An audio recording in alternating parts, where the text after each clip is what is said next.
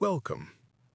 Tonight, we begin a quiet journey into the shadows of history, a journey into the art and science of secrets.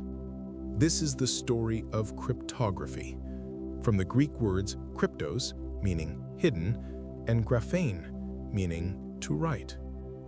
Since the dawn of civilization, we have needed to whisper, to share a thought, a plan, a piece of knowledge with one person, while hiding it from all others. Kings needed to command their armies without their enemies knowing. Lovers needed to send their promises without a prying world reading them. This fundamental human need for privacy, for strategy, for intimacy is the seed from which our entire story grows. We will travel from the sun-baked battlefields of ancient Greece to the marble halls of Rome, and into the scholarly quiet of the Islamic Golden Age. We will see how the first simple codes were born, and how the first brilliant minds learned to break them. There is no need to solve these puzzles tonight. Your only task is to listen, and to let the slow, logical dance of hidden letters and shifting alphabets carry you into a state of deep, peaceful rest. So, let us begin our story with a simple piece of leather and a wooden rod. The Citale of Sparta, the first physical cipher. Our first stop is in the 5th century before the Common Era, in the fiercely disciplined city-state of Sparta. Imagine a Spartan general, his face etched with the concerns of war. He needs to send a message to his commander in a distant city, but the roads are dangerous, crawling with enemy scouts. If his messenger is caught, the message cannot be read. His solution is elegant and entirely physical. It is called a citale. Picture a wooden rod of a specific, precise thickness. The general takes a long, thin strip of parchment or leather. He winds it, spiral-like, around the rod, so that each edge meets perfectly, with no overlap. Now he writes his message, but he writes it lengthwise along the rod, one letter on each successive wrap of the leather. He writes A-T-T-A-C-K, A-T-D-A-W-N.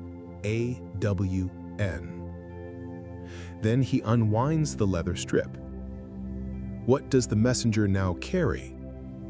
Not a coherent word. The strip is a jumble of letters. To an enemy who intercepts it, it looks like nonsense.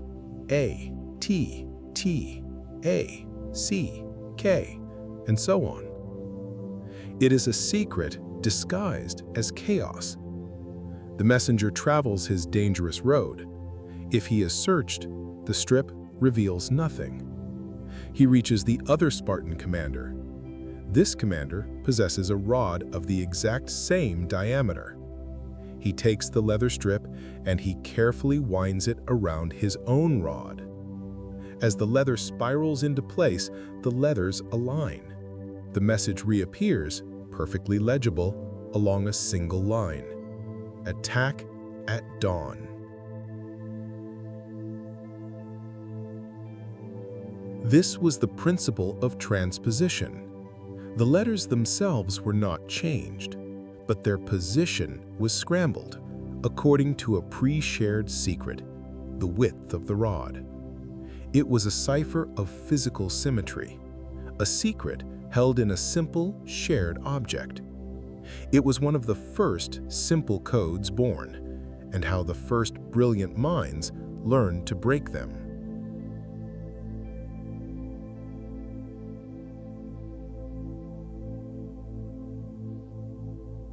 The limitations and the legacy.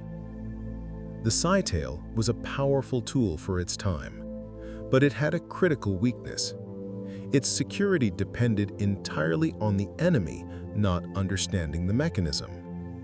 Once an adversary realized that the jumble of letters was meant to be wrapped around a rod, they could experiment with different size cylinders until the message revealed itself. It was a secret that once its nature was guessed, could be unraveled. But its legacy was profound. It established a core principle of cryptography that would echo for millennia. Secrecy often relies on a shared piece of information, a key. For the Spartans, the key was the diameter of the rod. Without that key, the message was safe. With it, the truth was revealed. It was a beautiful, mechanical secret. But the next great leap in cryptography would be more abstract, more intellectual. It would move from the physical world into the world of the alphabet itself. As our story of secrets continues, we leave the world of Spartan military discipline and arrive at the heart of the Roman Empire. Our next innovator was not a faceless general, but one of the most famous figures in history, Gaius Julius Caesar. Caesar was a master of strategy, and he knew that his written commands to his officers, carried by messengers across vast distances, were vulnerable. He needed a way to protect them, and so he devised a cipher so elegant and so effective that it still bears his name, the Caesar cipher. Where the skytale scrambled the position of letters, Caesar's method changed the letters themselves. It was a substitution cipher. Imagine the Roman alphabet laid out before you. Now, imagine shifting every letter forward by a fixed number of places. Caesar's favorite shift was 3. So in his cipher, the letter A would not be A, it would become D. B would become E. C would become F, and so on, all the way to the end, where X would become A, Y would become B, and Z would become C. Let's take a simple word, V-E-N-I, Veni, as in Veni Vidi Vici, I came, I saw, I conquered. Under Caesar's cipher, with a shift of 3, this becomes V becomes Y, E becomes H, N becomes Q, I becomes L. The word Veni becomes the nonsensical YHQL. To anyone intercepting the message, it was gibberish. But to a Roman commander who knew the key, the shift of 3, decoding it was simple. He would just shift every letter back by 3 positions. Y becomes V, H becomes E, Q becomes N, L becomes I. Veni is restored. The power and the fragility of substitution. This was a monumental advance. It was a cipher of the mind, not of an object. It required no special rod or device, only knowledge of the secret shift. It could be used anywhere, at any time. For centuries, this method and others like it provided a reasonable level of security. It was secure against a casual interceptor who would lack the context or the patience to decipher it. But, like the skytale, it had a fatal flaw. Its security was an illusion built on the ignorance of the enemy. The Caesar cipher and all simple substitution ciphers are vulnerable to one of the most powerful tools in the codebreakers' arsenal, a tool that would not be formally discovered for another 800 years. That tool relies on a simple, beautiful fact about language. It is not random. In any language, certain letters and certain combinations of letters appear with predictable frequency.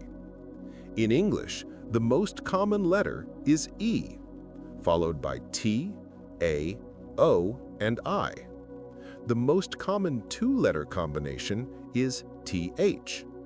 The most common 3-letter word is the. A codebreaker, faced with a long message encrypted with a simple substitution cipher, doesn't need to know the key. They can simply count. They count the symbols, find the most frequent one, and hypothesize that it represents E. They look for repeating patterns, for short words, and, slowly, like a sculptor revealing a statue from a block of marble, they chip away at the ciphertext until the original message emerges. This technique is called frequency analysis, and its discovery would shatter the world of secret writing, forcing codemakers to invent ever more complex systems. It was the first great battle in the eternal war between codemaker and codebreaker, and it was a battle won by the breakers. But that discovery and the intellectual revolution it sparked would happen far from Rome, in the thriving scholarly centers of the Arab world. That, however, is a story for our next chapter. For now, as you rest, consider the elegance of these first simple secrets: a strip of leather on a rod, a shifted alphabet.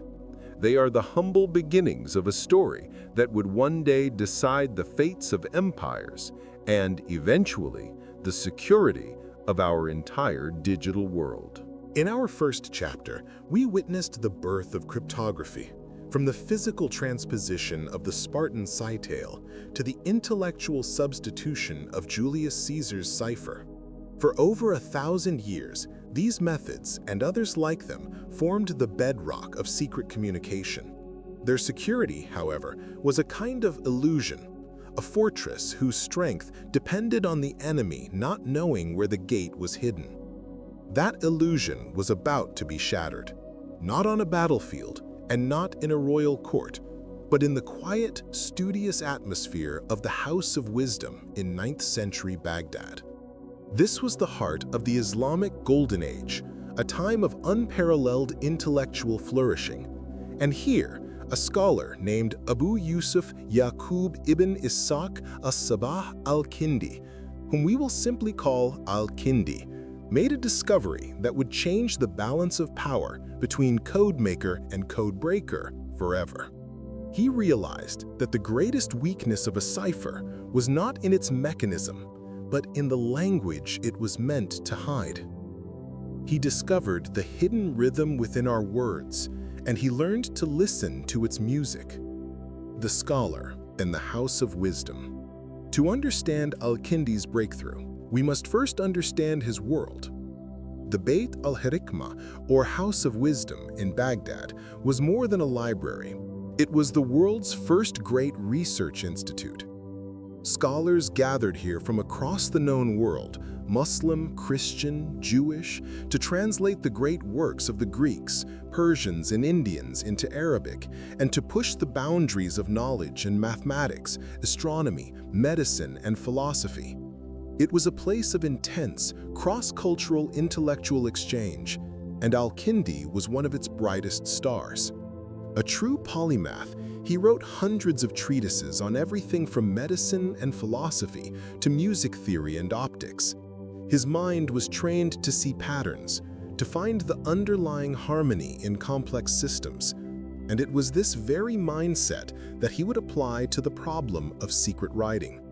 In a manuscript known as A Manuscript on Deciphering Cryptographic Messages, he laid out a method of attack so powerful, so logically elegant, that it remains the first tool any modern cryptanalyst learns. He called it the method of comparison with the plaintext, but we know it today by a different name: the discovery of frequency analysis. Frequency analysis.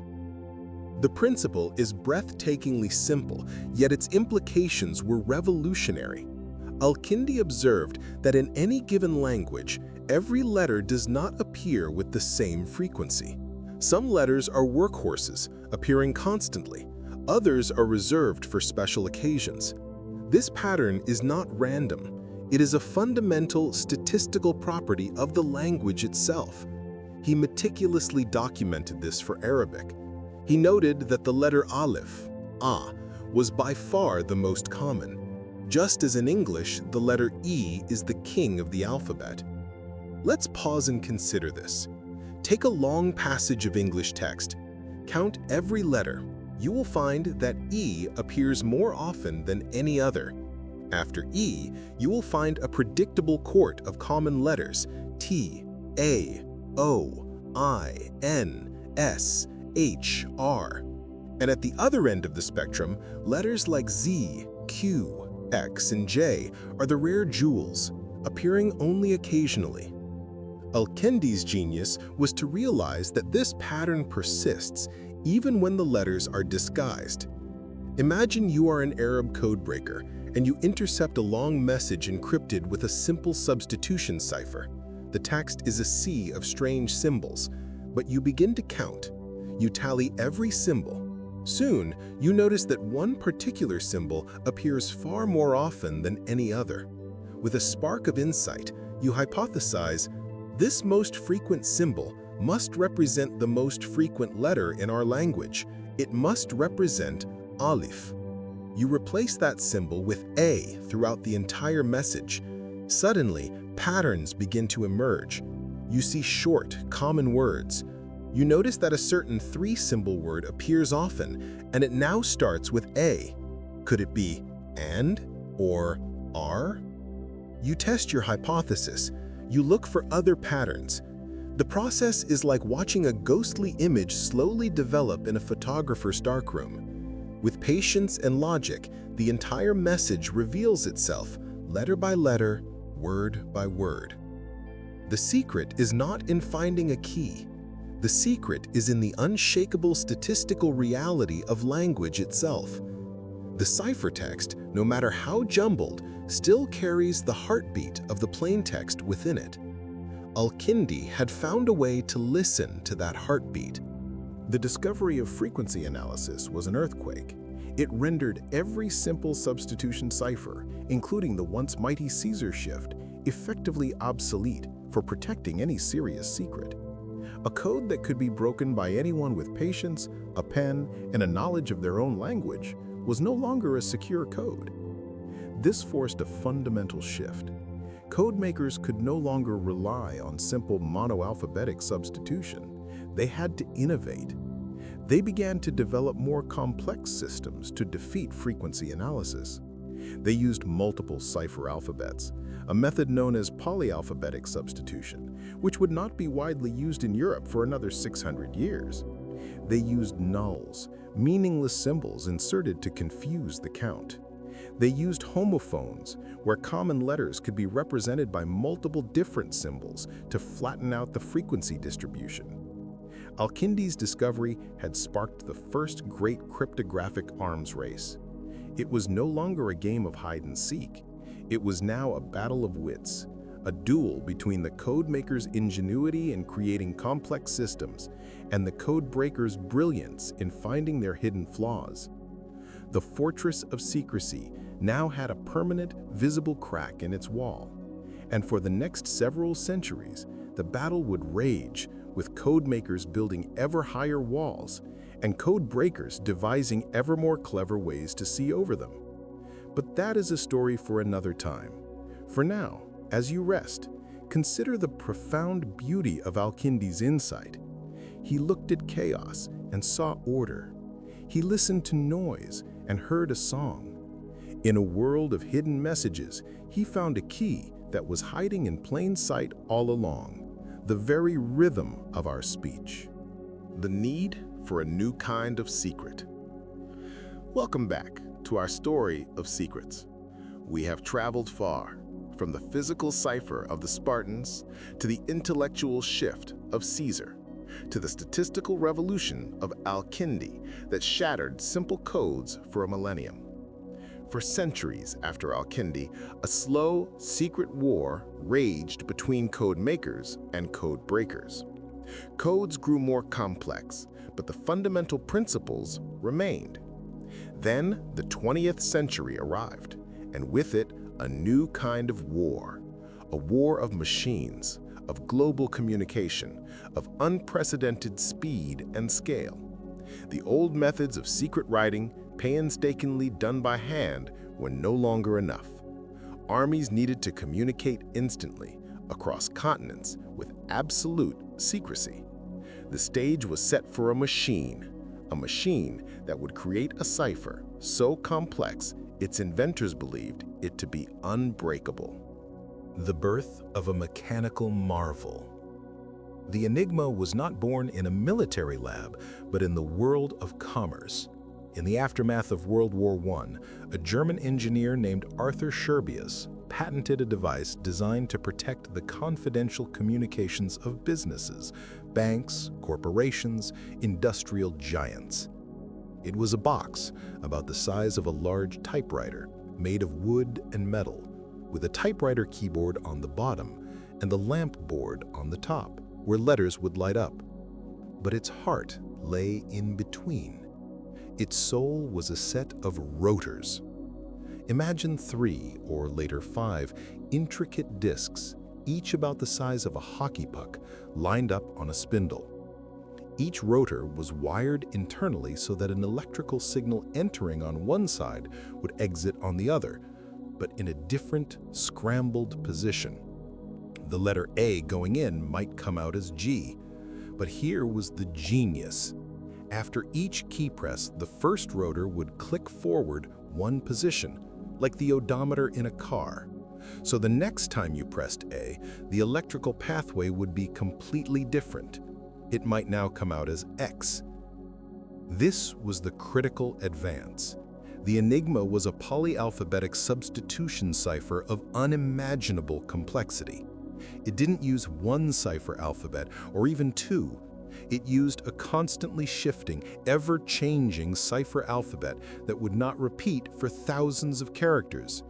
It automated the process that had previously been the codemaker's greatest challenge. By the 1930s, the German military had adopted and heavily modified Scherbius's invention, adding features like a plug board at the front, which swapped letters in pairs before they even entered the rotors, adding another colossal layer of complexity. The settings, which rotors to use, their starting positions, the plug board connections, changed every single day, according to a codebook. Every morning, every Enigma operator across the German military would set their machines identically. To an Allied codebreaker, it was a nightmare made real. They weren't facing a single code.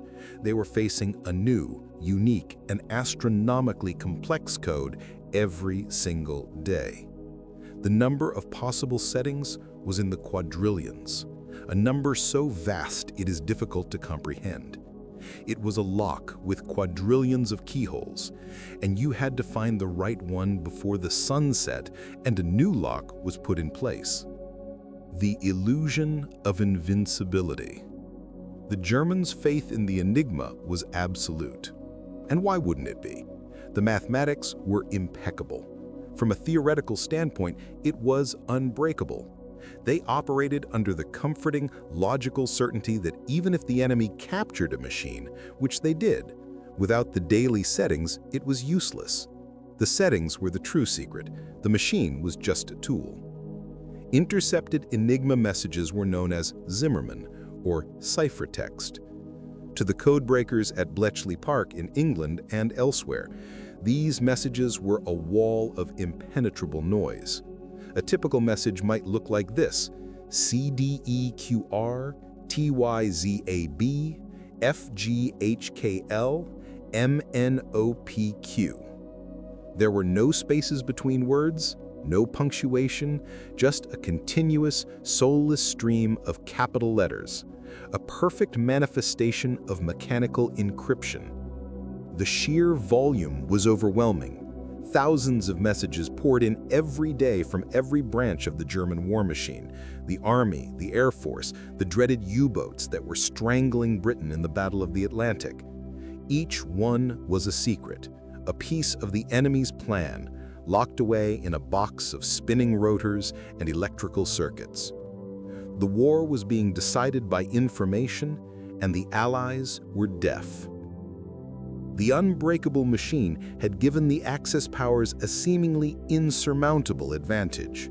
It was a cryptographic fortress built not of stone, but of gears, electricity, and pure mathematics.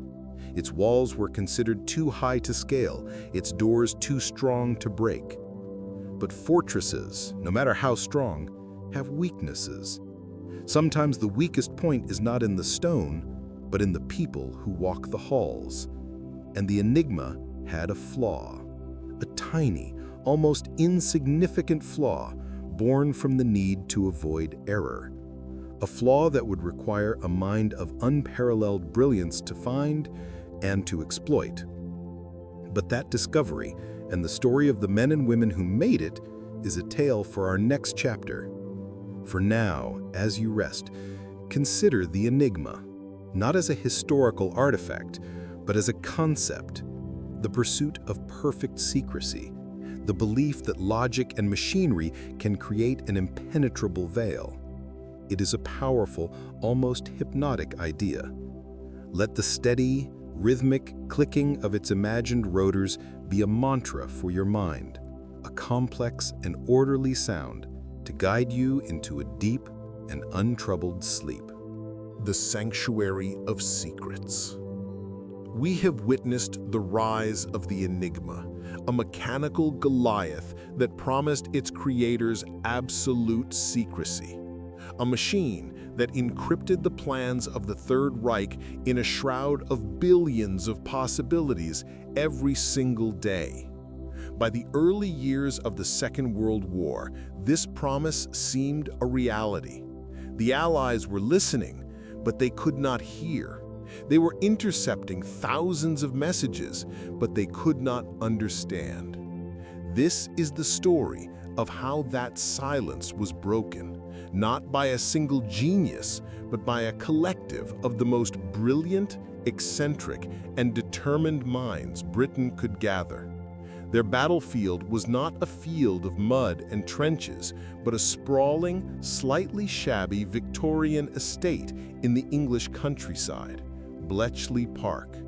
Their mission was impossible: to find the key to a new lock every single day before the intelligence they decrypted became obsolete. This is the story of their war, a war of wits fought in quiet rooms, a war that would ultimately save millions of lives and birth the digital age. Bletchley Park, the greatest university you've never heard of. Imagine a place that was part university, part military installation, and part asylum for geniuses. Bletchley Park was all of these. It was here that the British Government Code and Cipher School, GC&CS, assembled its team. They were not traditional soldiers. They were mathematicians, classicists, chess champions, crossword puzzle prodigies, and linguists. The man who understood how to harness this unique talent was Alasdair Denniston, the operational head of GC&CS. He recruited from Oxford and Cambridge, from the pages of the Times crossword competition, from anywhere a first-rate logical mind could be found. The atmosphere was intense, cloistered, and shrouded in absolute secrecy. The workers here, eventually numbering in the thousands, were told that careless talk costs lives. They lived and breathed that mantra. Among this gathering of brilliant minds, one figure would eventually tower above the rest. A young, conceptually daring, and often socially awkward mathematician from King's College, Cambridge, Alan Turing. The flaw in the fortress, the human factor. Turing and the others at Bletchley Park knew they could not brute force the Enigma. The number of possible settings was, for all practical purposes, infinite. They had to find a chink in the armor, a logical flaw, and they found it not in the machine's mathematics, but in its operation by human beings. The first and most famous flaw was a procedural one, born from the German operator's need to avoid mistakes.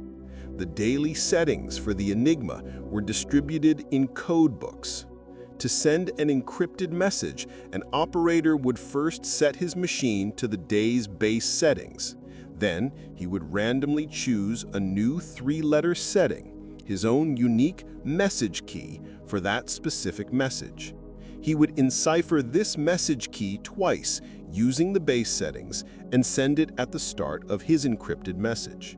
The receiving operator, using the same base settings, would decipher the repeated key, reset his own rotors to that new key, and then decipher the main message.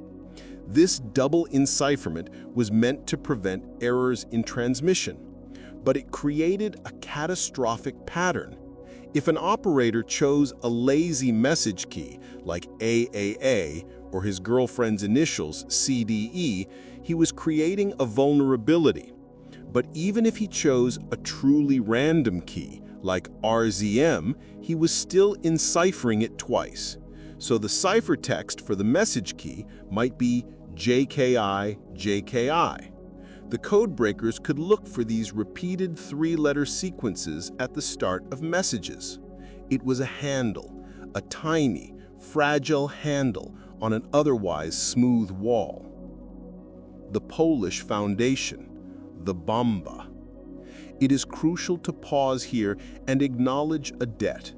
Before the war even began, the cipher bureaus of Poland and France were also wrestling with the Enigma. 3 brilliant Polish mathematicians, Marian Rejewski, Jerzy Rzycki, and Henryk Zygalski, made the first monumental breakthroughs. Using a combination of brilliant mathematics, espionage, and a commercial Enigma machine they had acquired, Rejewski deduced the internal wiring of the German military rotors. This was a feat of pure cryptanalysis that provided the foundational understanding of the enemy's machine. More importantly, the Poles invented a device to exploit the double encipherment flaw. They called it the bomba.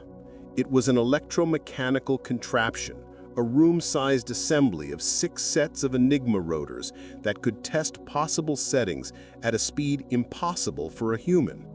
When the Germans increased the complexity of the Enigma just before the war, the Polish bomba became obsolete, but the concept was a gift of incalculable value.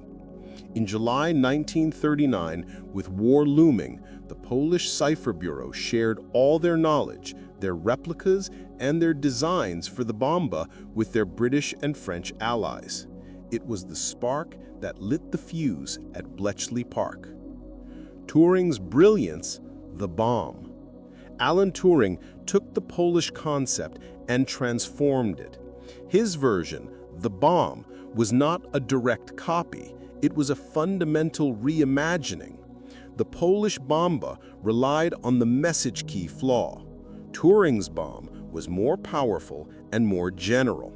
It was designed to find the daily settings by searching for what he called a crib. A crib was a word or phrase the codebreakers guessed was in the encrypted message. For example, weather reports often began with Wetter, German for weather. A routine message might contain keine besonderen Ereignis, nothing to report. If the codebreakers could guess where this crib appeared in the ciphertext, the bomb could use this known plaintext ciphertext pair to test thousands of rotor settings. The bomb was a breathtaking piece of engineering. A typical machine was a towering, 7-foot-high, wide, bronze-colored cabinet, weighing over a ton. It was a symphony of spinning drums, colored wires, and clicking relays, mimicking the action of dozens of Enigma machines working in parallel. It did not decipher the messages itself. Its purpose was to find the key, the day's rotor order, settings, and plugboard connections. When the bomb found a possible match for the crib, it would stop, and a Wren operator would note the setting. A human cryptanalyst would then test this setting on a Typex machine modified to mimic an Enigma. If German emerged from the jumble of letters, they had broken the day's code. The first Turing bomb, Victory, was installed at Bletchley Park in March 1940. It was the beginning of the end for the Enigma's invincibility. But the battle was far from over. The German U-boat fleet used a separate, even more complex Enigma network, codenamed Shark by the Allies. Breaking Shark would become the single most important cryptographic challenge of the entire Battle of the Atlantic. But that is a story for our next session. For now, as you rest, picture these quiet rooms, the endless reels of paper tape, the relentless rhythmic clicking of the bombs, the smell of oil and electricity, and the hushed tension as a team of brilliant minds worked against the clock to turn noise into meaning, to turn silence into intelligence. Let the methodical, logical certainty of their work calm your mind, a testament to the power of human reason in the face of overwhelming odds. For now, you are safe, and all is well. The Shark in the Water. Welcome back to the tense, secret world of Bletchley Park. By 1941, the bombs were running, and the codebreakers were reading a significant portion of German Army and Air Force Enigma traffic. But one crucial network remained a black hole of silence, and that silence was starving Britain. This was the Shark network, used by the German U-boats in the Battle of the Atlantic. The Shark Enigma was a more complex version. It used 4 rotors instead of 3, increasing the possible settings by a factor of 26. For the codebreakers, it was like a door they had just learned to pick, suddenly being reinforced with a steel deadbolt. The U-boats operated in wolf packs, coordinated by encrypted messages from headquarters. They were sinking hundreds of Allied ships, carrying vital food and fuel. The fate of Britain hinged on breaking Shark. The breakthrough came not from pure mathematics, but from a combination of courage, seamanship, and sheer luck. In May 1941, after a desperate battle, the crew of the German U-boat U-110 was forced to abandon ship, believing their vessel was sinking. A British boarding party from the HMS Bulldog managed to get aboard the listing submarine. In the radio room, they found the unthinkable. An intact Enigma machine, its current rotor settings still in place, and most importantly, the code books for the Shark network, including the critical officer settings for higher-level signals. This capture, codenamed Operation Primrose, was a gift from the gods. It gave Bletchley the keys they needed to read Shark traffic for a crucial period. But the Germans, suspecting a breach, would frequently change their procedures and settings. The codebreakers' window of insight could slam shut at any moment. The battle was a constant, frantic race. The Shark Enigma was a more complex version. The Colossus, a digital dawn. While the battle against the naval Enigma raged, Bletchley Park faced an even more formidable cryptographic challenge. The German High Command, including Hitler himself, used a different machine for their most secret communications, the Lorenz SZ-40. The Lorenz was not an Enigma. It was a teleprinter cipher machine operating on the Bordeaux code used for teletypes. It was far more complex, using 12 rotors instead of Enigma's 3 or 4. The Lorenz encrypted an entire stream of data, producing a binary ciphertext. Breaking it by hand was simply impossible. The task of attacking the Lorenz fell to a brilliant electronic engineer named Tommy Flowers, a quiet, unassuming man from London's East End. Flowers was a visionary who saw that the electromechanical bomb was not up to the task. He proposed a radical solution, a fully electronic machine using vacuum tubes, thousands of them. The establishment was skeptical. Vacuum tubes were considered unreliable. But Flowers, drawing on his pre-war work with telephone exchanges, knew that if you never turned them off, they were remarkably stable. He and his team at the Post Office Research Station at Dollis Hill designed and built the machine in a breathtaking 11 months. The result was Colossus, the world's first programmable, electronic, digital computer. It was a monster. Its rack stood over 7 feet tall, filled with 1,600 vacuum tubes, their warm orange glow lighting the room. Paper tape containing the intercepted Lorenz message whirred through a reader at 5,000 characters per second. Colossus was programmed not by software, but by a complex array of plugs and switches, designed to perform statistical analysis to find the starting positions of the Lorenz rotors. The first Colossus became operational at Bletchley Park in January 1944. It was a quantum leap in computing power. By the time of the D-Day landings in June 1944, 10 Colossus machines were running around the clock. They allowed the Allies to read Hitler's most secret communications, confirming that the Germans had been completely fooled by the Allies' deception campaigns about the location of the invasion. The intelligence from Colossus, codenamed Ultra, was arguably one of the most valuable assets of the entire war. The legacy of silence. The work at Bletchley Park was the best-kept secret of the war. At its peak, it employed over 10,000 people, the majority of them women, who operated the bombs, sorted intercepts, and performed countless other vital tasks. Their silence was absolute. For decades after the war, their contributions remained unknown. The impact of their work is almost impossible to overstate. Historians estimate that the code breaking at Bletchley Park shortened the war in Europe by at least 2 years, saving countless lives. It gave the Allies a perfect view of enemy intentions from the Eastern Front to the North African desert. But its legacy extends far beyond the war. The ideas born in those huts, Alan Turing's theoretical concepts of a universal computing machine, Tommy Flowers' practical implementation of a large-scale electronic computer, laid the entire foundation for the digital revolution. The Colossus was the direct ancestor of every computer, every smartphone, every piece of digital technology that defines our modern world.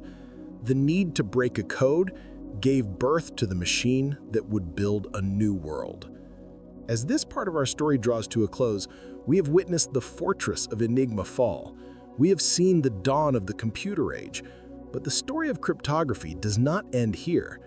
With the coming of the digital era, the ancient battle between codemaker and codebreaker would enter a new, even more vast and complex arena, the realm of ones and zeros and the protection of all the world's information. But that is a story for our final chapter. From battlefields to bandwidth. Welcome to the final chapter of our long journey through the world of secrets. We have witnessed the fall of the Enigma and the dawn of the computer. The war ended, but the need for secrecy did not. It simply changed its form. The battlefields were no longer just in Europe and the Atlantic. They were shifting to a new abstract domain, cyberspace. The post-war world was dominated by the Cold War, a conflict fought as much with spies and secrets as with missiles. Governments continued to develop stronger, more complex ciphers, but a new problem was emerging. The world was on the cusp of a communications revolution. Soon, not just armies, but everyone would need to send secrets, bank transactions, private emails, business plans. How could you possibly establish a secret key with someone on the other side of the world if you'd never met? The old methods of exchanging codebooks were impossible at this scale. The solution would require one of the most counterintuitive and brilliant ideas in the entire history of cryptography. it would turn the entire art of secret-keeping on its head. The revolutionary idea, public key cryptography. For thousands of years, all cryptography had been based on a single symmetrical principle. The same key that locked the box was used to unlock it. The same secret shift that encrypted the message was used to decrypt it. This is known as symmetric cryptography. It worked, but it had a fundamental logistical problem, now called the key distribution problem. In the 1970s, a revolutionary concept emerged, not from government labs, but from the open world of academia. It was the idea of asymmetric or public key cryptography. Imagine you want people to be able to send you secret messages. Instead of a single key, you create a matched pair, a public key and a private key. These keys are mathematically linked in such a way that what one key encrypts, only the other can decrypt. Here is the beautiful, mind-bending part. You can take your public key and shout it from the rooftops. You can publish it in a directory, put it on your website. It is not a secret.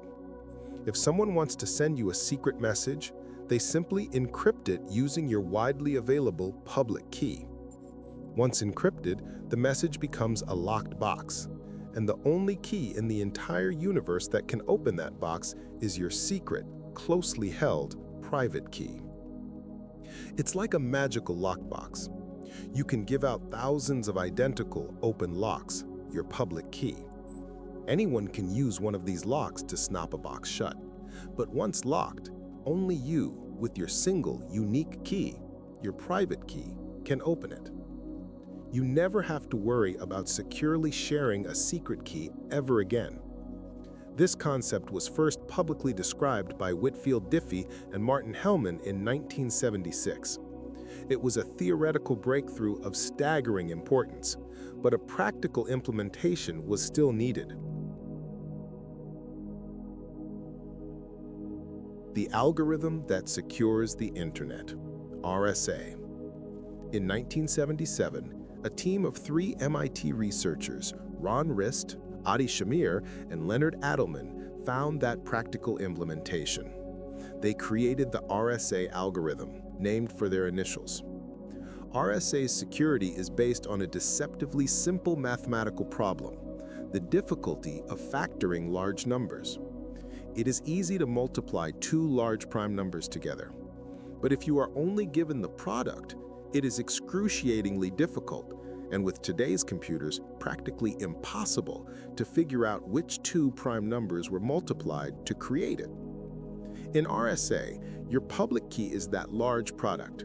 Your private key is the 2 original prime numbers. Anyone can encrypt with the product, but only you, holding the prime factors, can decrypt.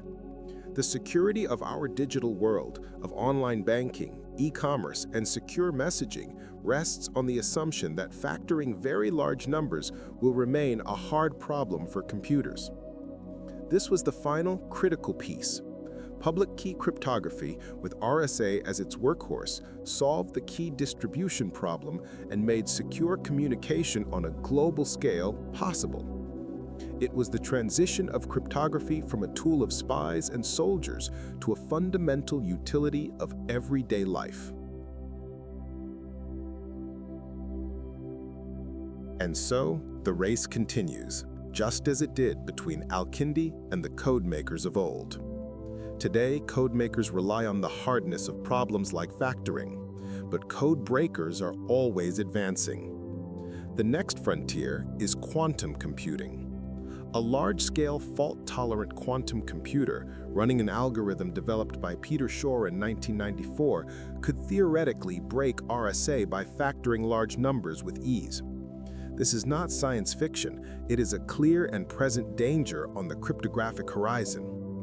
In response, codemakers are already developing post-quantum cryptography, new algorithms based on mathematical problems that even quantum computers would struggle to solve. The ancient duel continues, now at the subatomic level. From a leather skittle to the potential power of a quantum bit, the story of cryptography is the story of human ingenuity. It is the endless quest for a private space, for a trusted whisper in an increasingly noisy world. It is a testament to the power of a simple, profound idea, that with the right key, chaos can be made into order, and noise can be transformed into a secret. As you drift to sleep, surrounded by the invisible, encrypted streams of data that connect our world, remember that you are part of this long history. Every time you log in, every time you send a private message, you are using the cumulative genius of centuries, from Spartan generals to Alan Turing to the pioneers of the digital age. The conversation of secrets is eternal, but for now, your mind can rest, secure in the knowledge that the story is in good hands. Good night.